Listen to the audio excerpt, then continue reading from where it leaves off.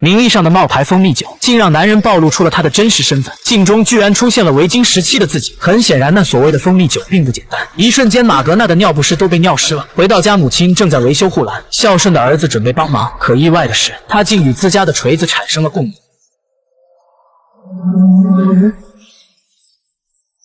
于是上网查询酒的来历，更是惊出了他的一身冷汗。而用牛角包装的蜂蜜酒，是上古时期神族和巨人族开战前的壮行酒。但这一切又和自己有着什么样的关联呢？当他看到先知抚摸雷神的额头赐予力量，他才突然想到，之前神秘老人也同样抚摸过他的额头。随后他找到了开超市的那个老人，老人也没遮掩，直说马格纳的身体里隐藏着雷神的真身，而帮助他提前唤醒神力，是因为他的死对头巨人族正在破坏着地球的生态环境。与此同时，巨人族的威达也大致猜出了他的身份，正密谋着另一场意外伺机搬开这个绊脚石。很快学校就组织大家秋季上山露营，威达作为校长的丈夫，学生的家长自然也可以参加。可马格纳却发现了被人掏走心脏的血，不过他现在可没心思管这些，因为他想借此机会与校花表白。那曾想被校花一口回绝。其实校花一直暗恋威达的儿子福友，情绪低落的他被威达叫去帮助。交谈间，威达透露自己最喜欢吃动物的心脏。听后，马格纳后背发凉，刚才发现的驯鹿，那一定是威达弄死的。而驯鹿血液的味道，在被害好友的衣服上，他也闻到了。当初事件的顺序应该是威达上山生吃驯鹿心脏，被好友发现后才被威达灭了口。此时威达看到对方越来越娴熟的切肉手法，也问出了他自己的疑问。